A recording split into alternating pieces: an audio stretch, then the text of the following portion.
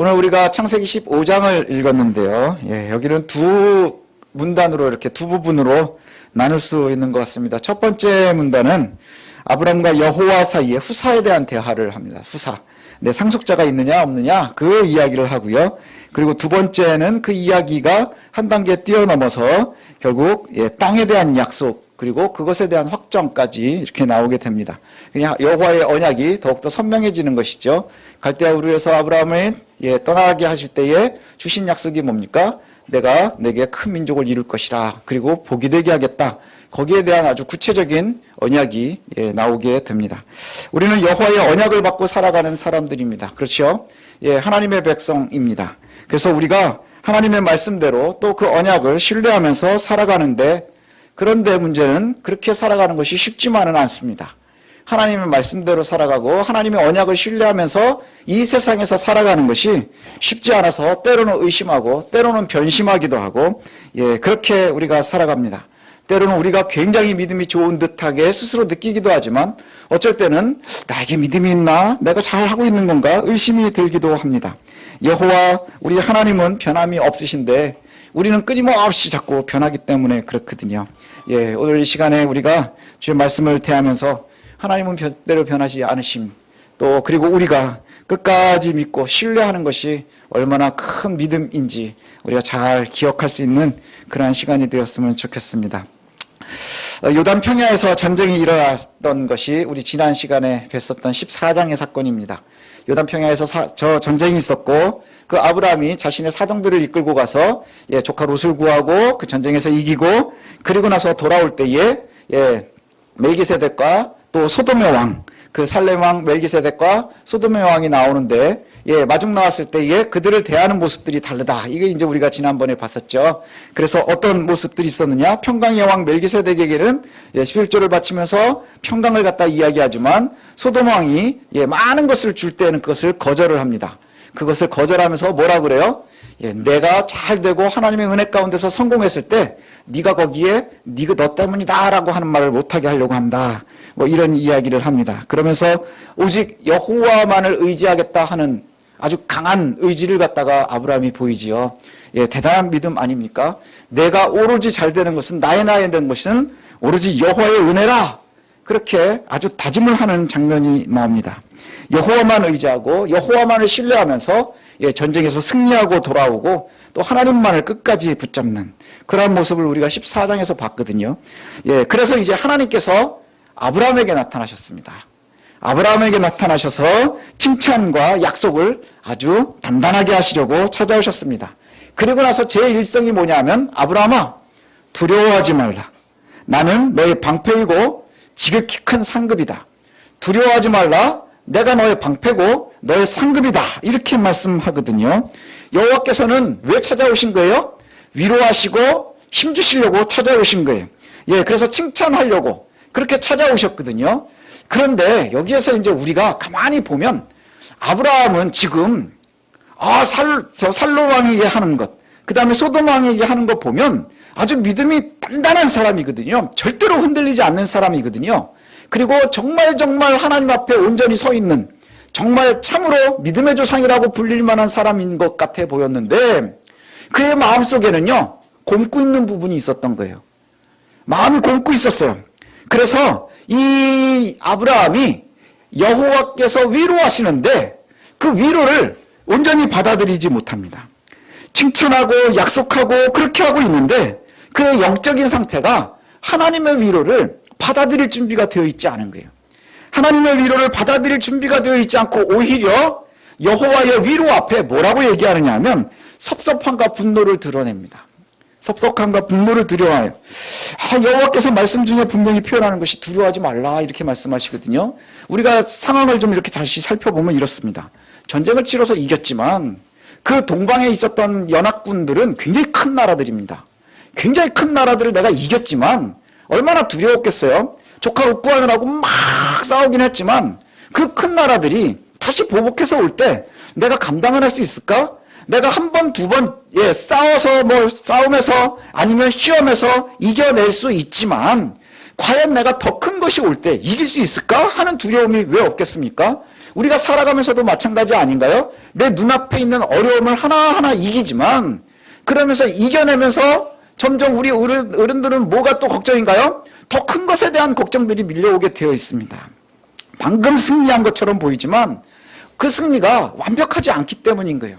그래서 그 승리가 완벽하지 않기 때문에 아주 걱정이 가득한 그 아브라함에게 하나님께서 주시는 약속이 뭐예요? 두려워 말라.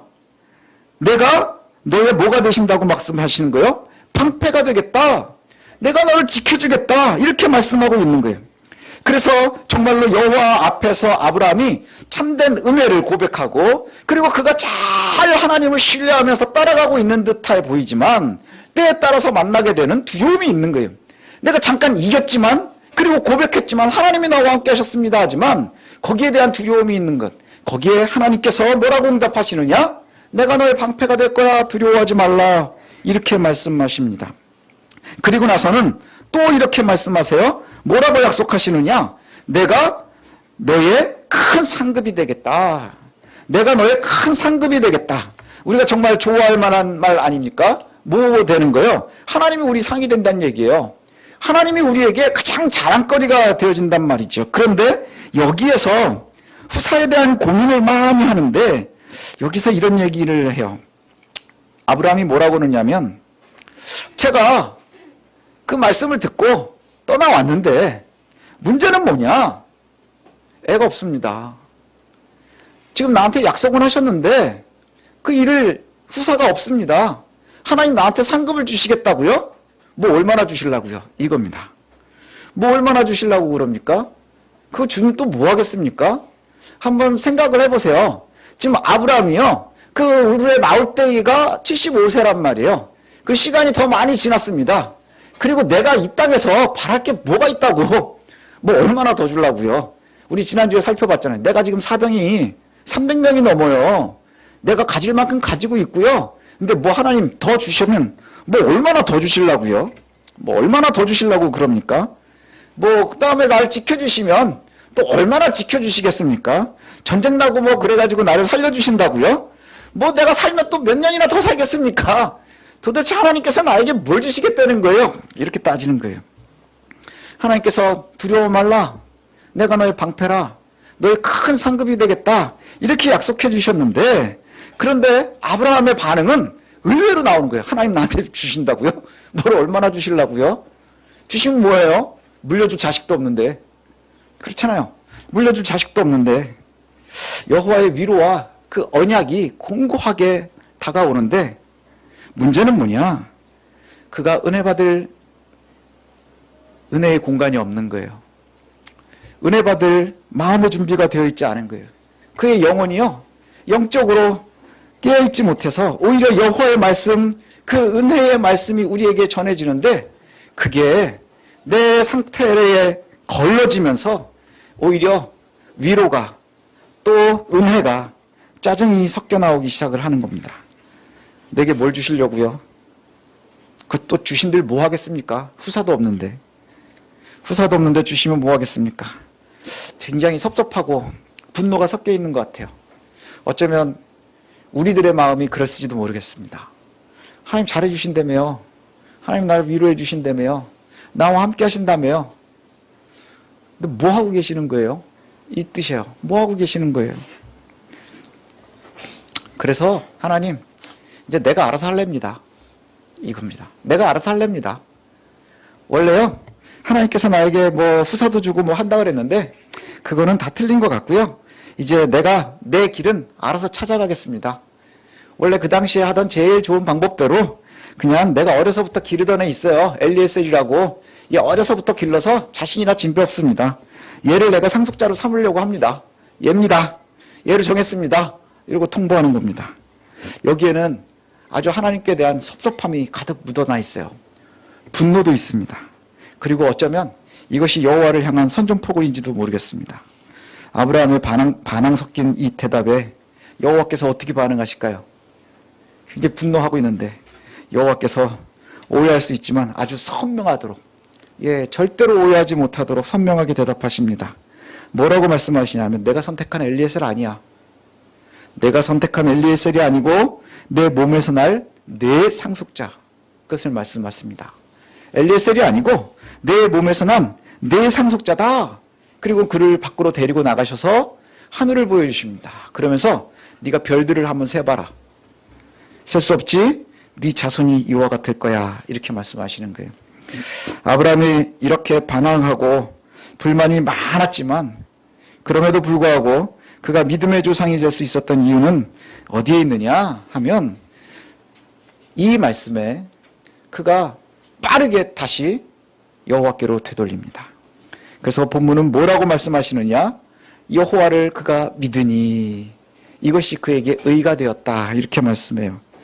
예, 불평을 여호와께 굉장히 많이 하지만 잠깐 눈을 세상으로 돌리지만 그리고 불평을 여호와께 하고 그러고 있지만 그런데 그가 가장 잘하고 있는 것은 뭐냐 하면 그럼에도 불구하고 여호와의 말씀을 듣고 있었다는 거예요. 듣고 있었다는 것이죠. 아브라함이 여호와를 믿음에 여호와께서 그것을 의로 여기셨다. 아브라함을 우리가 뭐라고 합니까? 믿음의 조상이라고 그래요. 믿음으로 그가 의에 이르렀다. 이렇게 말씀합니다. 제가 목회를 하면서 여러 이 성도님들을 봅니다. 또 학교에서 학생들도 보기도 하고요. 예, 근데 아쉬움이 있을 때가 있어요. 그게 뭐냐 하면 힘들고 지치고 괴로운 일들이 우리 주변에 늘 넘쳐납니다. 그렇죠? 예, 제가 자주 얘기하는 것 중에 하나가 그거 아닙니까? 어려운 일 하나 이기면 야 하고 끝날 줄 알았는데 더 큰 어려움이 우리를 이렇게 기다리는 것 같잖아요. 그래서 아브라함이 전쟁에 이겼을 때 하나님께서 내가 너의 방패가 될 거야 라고 먼저 말씀하시는 이유는 그 뒤에 두려움을 알기 때문이신 것 같아요. 그런데 우리들도 역시 마찬가지거든요. 살면서 때로는 힘들고 지치고 괴롭고 어렵고 그래서 정말 여호와 가까이에 있으면서 항상 말씀은 귀를 기울이고 그렇게 살아가고 있는 것 같아요. 그런데 정작 어려울 때, 정작 힘들 때, 정작 괴로울 때, 정작 여호와를 바라봐야 될 때, 여호와의 말씀에 귀를 기울여야 될 때 여호와와의 거리가 가장 멀리 있어요. 그때 가장 멀리 서 있는 걸 봐요. 평소에는 귀를 기울이고 조금 괜찮을 때에는 늘 여호와의 입술로 고백을 하고 하나님을 찬양을 하다가 정작 가장 필요하고 하나님을 바라봐야 될 때에는 가장 멀리 서 있는 모습들을 봅니다. 가장 멀리 서 있는 거예요. 정말 하나님이 필요할 때 가장 평소에 가까이 있는 것 같다가 정말 그럴 때 가장 멀리 있는 거예요. 우리가 자녀들을 길러보면 그런 거 느끼실 때 있을 거예요. 늘 내 품 안의 자식인 것 같았거든요. 근데 이 자식이 진짜 힘들 때 보니까 나랑 멀리 있는 거예요. 나한테 가장 중요한 건 얘기를 잘 못하고 나한테 가장 힘든 거는 얘기를 못하고 그런 모습을 보는 거예요. 또 우리가 가족들 간에도 마찬가지 아닙니까? 예, 가족들 간에도 부부 간에도 자녀 간에 그럴 때가 많다는 거예요. 정말 평소에는 우리가 너무너무 친한 것 같고 너무너무 좋은 것 같은데 가장 힘든 일이 있을 때 그걸 함께 나눌 수 없는 거예요. 왜 그럴까요? 한번 고민해 봐야 됩니다. 가장 가까이 있을 때 가장 힘들 때 함께 해야 하는데 그때 가장 멀리 있는 거예요. 내가 잠을 칩니다. 그리고 함께 나누려고 하지 않아요. 그리고 그때는요 누가 뭐라 그래도 말을 듣질 않아요. 왜 그럴까요? 귀가 닫혀 있기 때문이죠. 거리가 멀리 있기 때문입니다. 그래서 우리들도 역시 마찬가지인 것 같아요. 하나님과 함께 평소에 잘 살아가는 것 같다가 정작 여호와의 은혜를 구해야 될 때 그때 멀어지거든요. 멀어집니다. 근데 제가 보니까 이런 거에 패턴이 있어요. 순서가 있습니다. 뭐냐 하면 우리가 살아가면서 어려움을 만나요. 어려움을 만납니다. 그 본인이 어려움을 만들거나 만나게 되면 제일 먼저 우리가 평소에 행복하고 좋을 때는 여호와를 바라보다가 어려움을 만나거나 내가 어려움을 맞닥뜨렸을 때에 제일 먼저 하는 일이 뭐냐 하면 엘리에셀을 생각해내는 거예요.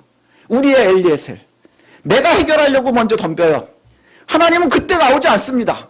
하나님께 제일 먼저 하나님 어떻게 해야 될까요? 묻지 않아요. 제일 먼저 뭐부터 하나요? 내가 해결해 보려고 내가 찾아내기 시작하는 거예요. 엘리에셀을 먼저 구합니다. 본인의 방법으로 해결하려고 하죠. 그리고 나서 떠올리는 아이디어가 바로 엘리에셀인 거예요. 그리고 나서 그게 성공하면 더 큰 엘리에셀을 찾아가기 시작하는 거예요. 그게 성공의 패턴인 줄 알고 따라가기 시작을 하는 거예요. 만약에 그것을 실패하면 엘리에셀의 방법이 실패하면 어떻게 될까요? 그러면 나오는 게 그거예요. 하나님 나한테 왜 이러십니까? 나중에 다시 하나님을 찾아요. 하나님 나한테 왜 이러십니까? 하나님 이러시면 됩니까? 하나님 살아계십니까? 그리고 이때부터는 말씀이 믿어지지가 않아요. 말씀이 귀에 맴돌지를 않아요. 내 마음에 부딪히지를 않아요. 그리고 나서는 점점 상황 때문에 말씀을 멀리하고 하나님과의 거리를 두고, 그리고 나서는 신뢰가 떨어지기 시작을 하는 거예요. 의심이 생기기 시작을 하는 거예요. 시험에 들고, 또 최악에는 다른 내 방법, 더 센, 더 자극적인 방법들을 찾습니다. 그래서 최악이 결국에는 이단으로 빠지는 겁니다. 결국에는 이단으로까지도 빠져요. 어디서부터 잘못된 줄 아십니까? 그 잘못의 첫 단추가 뭘까요? 힘들 때, 고통스러울 때, 아플 때 여호와를 먼저 찾아야 되는 거예요. 그런데 두려울 때, 힘들 때, 아플 때 우리는 제일 먼저 뭘 생각해요? 하나님께 섭섭하고 엘리에셀을 먼저 찾는 겁니다. 여기가 제일 큰 위기의 시작점이에요. 그때 아브라함은 여호와의 말씀에 귀 기울이거나 여호와의 말씀을 잘 믿고 있었던 듯 보였거든요. 근데 그의 마음속에 뭐가 없었던 거예요? 여호와의 은혜를 받을 저장소가 없었던 거예요. 우리는 그냥 분주하게 겉으로 보이는 멋진 신앙생활을 하고 있었는데, 그러다가 아픔을 만났을 때, 어려움을 만났을 때는 정작 그 친하던 여호와는 멀리 있는 듯하고, 나와 늘 동행하시던 하나님의 말씀은 나에게 함께하지 않는 것 같아요. 그리고 우리는 엘리에셀을 찾습니다. 그리고는 엘리에셀을 밀어붙이는 거예요. 그리고 그 결과를 바탕으로 원망도 하나님께, 그리고 하나님께 모든 책임을 넘기고 싶어하는 거예요. 고난의 단계를 이기면 우리가 모든 것이 해결이 될 것 같은데, 고난의 단계를 이기는 것이 참 중요합니다. 예, 그 엘리에셀이 아니라 여호와를 찾는 것이 참 중요합니다. 아브라함은 빠르게 되돌렸거든요. 내가 엘리에셀로 할랍니다 라고 했는데 결국엔 그 엘리에셀을 밀어붙이지를 않아요. 그리고 하나님께서 아니야, 엘리에셀이 아니고 내 속에서 나오는 아이로 후사를 이룰 거야 라고 말씀하실 때에 그 말씀을 받을 수 있었어요. 어떻게 그것이 가능했을까요? 엘리에셀을 밀어붙이지 않고요, 결국 그는 하나님께 푸념을 늘어놓고 하나님께 섭섭함도 드러내고 하나님께 약간의 분노도 표출하지만, 그러나 그의 귀는 여호와의 말씀에 예민해 있었던 거예요. 그리고 그의 하나님의 말씀이요, 내 신비에 새겨질 수 있는 준비가 되어 있었던 거예요. 그리고 곧바로 별 큰 문제 없이, 뭔가 대단한 전환점 없이 하나님께서 하늘을 바라보며 별들을 셀 수 있느냐, 그와 같이 내 자손을 주겠다 할 때에 별 문제 없이, 간격 없이, 고민 없이 그것을 믿더라. 그것이 하나님의 의로 여겼다. 이렇게 말씀하시는 거예요. 우리가요, 어려움을 당할 때마다, 힘든 일들을 당할 때마다 제일 먼저 고민해야 되는 것은 바로 여호와께 구하는 것입니다. 우리의 방법이 아니고요, 여호와를 구하는 거예요. 근데 우리는 정말 지혜로운 사람들이라고 스스로 지혜롭다 여길 때마다 우리의 지혜의 엘리에셀이 자꾸 생각이 나는 거예요. 하나님은 멀리 있는 것 같이 느껴지죠. 왜 그럴까요? 우리가 담을 치니까, 엘리에셀을 내가 먼저 찾으니까. 근데 엘리에셀이 아니라 여호와를 바라봐야 한다는 것이지요. 아브라함이 빠르게 되돌릴 수 있었던 이유는 아직도 그가 마음에 여호와의 은혜를 담을 자리가 있었던 거예요. 우리는 늘 흔들리거든요. 우리는 늘 넘어집니다. 넘어지지 않는 사람이 있나요? 없습니다. 전쟁에서 이긴 후에 곧바로 찾아오는 것은 두려움이거든요. 그게 우리들의 인생이에요. 그런데 그때마다 하나님께 구하는 모습이 바로 아브라함의 담대함이고 위대함이라는 것이지요. 하나님께서 아브라함에게 이렇게 말씀하시거든요. 그것을 믿으니 그것을 의로 여기셨다. 그렇게 한 가지를 갖다 해결하고 나니 언약이 더욱더 선명해지기 시작을 하는 겁니다. 언약이 더 선명해져요. 그래서 한 가지 고난을 이기고 나니 믿음과 언약은 더욱더 선명해지는데, 아무 말도 안 하는데 하나님께서 다시 뭐라고 말씀하시느냐 하면 그 언약을 더욱더 확대시키면서 더 선명하게 말씀하십니다. 7절에 보니 이렇게 말씀하세요. 나는 이 땅을 너에게 주어 소유로 삼게 하려고 갈대아 우르에서 불러낸 여호와라. 하나님께서 그렇게 말씀하세요. 이 지경, 처음에 말씀하신 것처럼 민족을 이루겠다 했단 말이죠. 현대 국가의 요소가 뭡니까? 민족이 있어야 될 거고, 사람이 있어야 되고, 땅이 있어야 되고, 주권이 있어야 되지 않겠어요? 그 중에 중요한 것이 뭡니까? 땅이에요, 땅. 지금 가자지구 막 이 난리가 나는 이유가 뭡니까? 민족은 있는데 땅이 없어서 그 한 가지 땅을 가지고 팔레스타인하고 이스라엘하고 싸우느라고 그 난리인 거 아니에요. 그렇죠? 근데 그 땅을 주시겠다는 약속이 지금 하나님께서 여기에서 주시는 거예요. 나는 이 땅을 내게 주어 소유로 삼게 하려고 너의 갈대아 우르에서 이끌어낸 여호와라. 묻지도 않았는데 하나님께서 이렇게 처음에 먼저 말씀하시는 거예요. 아브라함이 이제 드디어 정신을 차리나 봐요. 그래서 다시 묻습니다. 어떻게 믿을 수 있을까요? 이 땅이 내 거가 될 거라는 걸 어떻게 알 수 있을까요? 아브라함의 의도에는 이게 있는 거예요. 하나님 말로만 말고요. 계약서 씁시다. 우리는 그런 거 아닙니까? 정말 중요한 건 뭐 해야 돼요? 일단 남겨놔야 되는 거 아닙니까? 그렇죠. 남겨놔야 돼요. 근거를 남겨놔야 돼요. 말 못 물리게 물려놓자. 그 얘기하고 있는 거예요. 그러자 여호와께서 말씀합니다. 3년 된 암염소와 순양 이것을 다 준비하도록 합니다. 그래서 아브라함이 언약을 준비를 해요. 계약식을 준비하는 겁니다. 그래서 양과 그 다음에 암소와 순양을 갖다가 그 다음에 찌비둘기 그 비둘기들을 쪼개서 쫙 놨습니다. 새들은 쪼개지 않고 이렇게 놓은 거예요. 당시에 짐승을 쪼개 놓는다는 게 뭐냐? 계약을 할 때 쓰는 방법입니다. 그건 많이 들어서 아실 겁니다. 계약을 쫙 쪼개 놓고 그리고 짐승이 쪼개져 있으니 얼마나 살벌하겠습니까? 그 사이를 갖다 계약 당사자가 두 손을 잡고 같이 지나갑니다. 지나가면서 뭘 보는 거예요? 쪼개져 있는 짐승들을 보면서 내가 이 언약을 깨면 이 쪼개진 짐승과 같이 될 것이라고 다짐을 하는 거예요. 그게 바로 언약식입니다. 그래서 이 당시에 언약이라고 하는 히브리어 베리트가 쪼갠다 하는 바트리에서 나왔거든요. 그러니까 언약이라는 말이 쪼갠다라는 언어에서 나온 거예요. 그래서 짐승의 사체를 쫙 놨습니다. 그러자 문제가 하나 생겨요. 솔개가 짐승을 쪼개놨으니 그걸 먹으려고 막 내려오지 않겠습니까? 막 내려올 때마다 아브라함이 그걸 막 쫓느라고 정신을 못 차립니다. 막 그렇게 쪼개요. 솔개를 갖다가 보통 이렇게 해석하거든요. 솔개는 썩은 짐승을 먹습니다. 썩은 짐승을 먹는 솔개는 앵금류는 부정한 짐승이에요. 그죠? 부정한 짐승. 솔개가 재물을 빼앗아 먹는다는 것은 뭘 의미하느냐? 언약이 깨지도록 만드는 거예요. 짐승을 다 사라지게 만들면 언약이 깨지는 것이겠죠. 그것을 갖다가 최선을 다해서 아브라함이 막 쫓아냅니다. 쫓아내요. 그때에 이제 여호와께서 말씀을 하시죠. 구체적인 말씀을 합니다. 뭐라고 얘기하느냐? 너의 후손들이 이방에서 객이 될 것이라 400년 동안 떠돌게 될 것이고 괴롭힘을 당하게 되지만 다시 돌아오게 될 거야. 너는 편안하게 죽고 4대 만에 다시 돌아오게 될 것이고 그때에 너희 땅이 될 것이라. 근데 왜 그때까지 돼야 되느냐? 아무리 족속의 죄가 아직 그 벌을 받을 만큼 가득하지 않았기 때문이라 이렇게 말씀해요. 하나님께서 계획해 놓으신 바가 있는데 그 계획대로 이루어지는 것입니다. 우리는 급하죠. 오늘 됐으면 좋겠어요. 내일 됐으면 좋겠어요.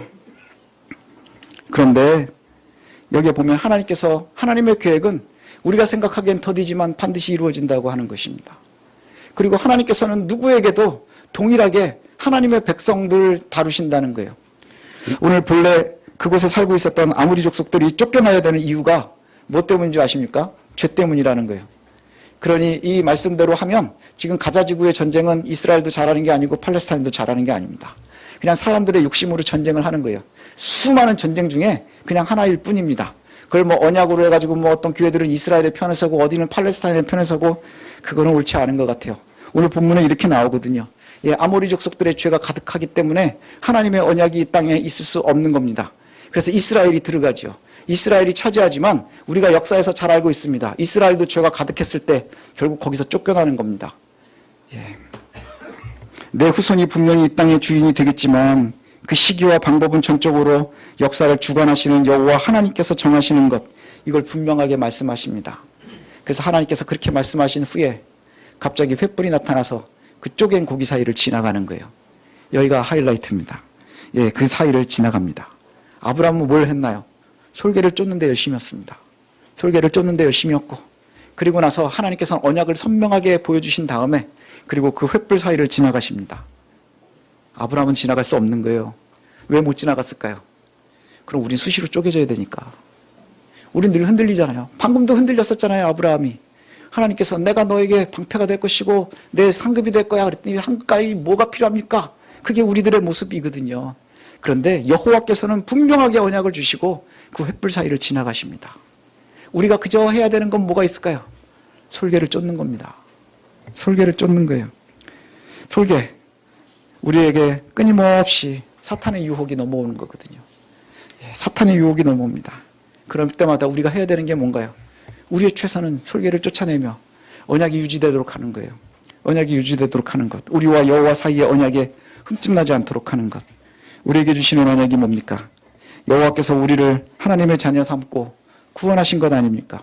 그 언약의 완성이 예수 그리스도의 십자가 보혈 아닙니까?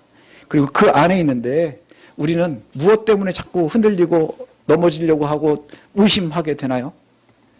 그건 그냥 우리의 두려움 때문인 거예요. 우리는 한두 번 이겨도 계속 두려움이 따라옵니다.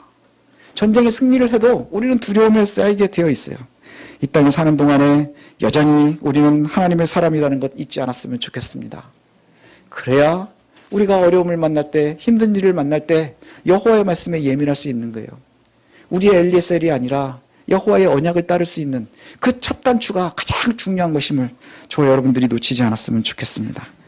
항상 죽은 시체를 쫓아다니는 설계가 우리의 빈틈을 놓고 영적으로 우리를 넘어뜨리려고 여호와 하나님과 또 우리 사이를 쫓겨놓으려고 망가뜨리려고 끊임없이 노력하지만 그럼에도 불구하고 밤새 여호와의 언약을 지키려 했었던 그 아브라함의 모습이 저와 여러분의 모습이기를 원합니다.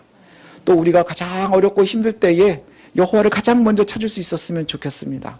우리가 생각해내는 엘리에셀이 아니라 하나님의 언약에 더욱더 깊이 또 가까이 다가갈 수 있는 저와 여러분들이 되셨으면 좋겠습니다. 여호와께서는 우리와 맺은 언약을 반드시 지키시는 분임을 믿으십시오. 여호와께서는 절대로 흔들리지 않으십니다. 믿고 기다리는 저와 여러분에게 하나님께서 응답하십니다. 그 언약은 우리가 먼저 만든 게 아니라 하나님께서 먼저 만드신 것이기 때문입니다. 흔들리지 말고 어려울 때일수록 의심이 들지 않도록 우리가 끊임없이 우리의 마음과 귀를 여호와의 말씀 앞에 내어놓고 어려울 때일수록 주께 가까이 나아갈 수 있는 믿음의 용기 저와 여러분들이 소유하시기를 소원합니다.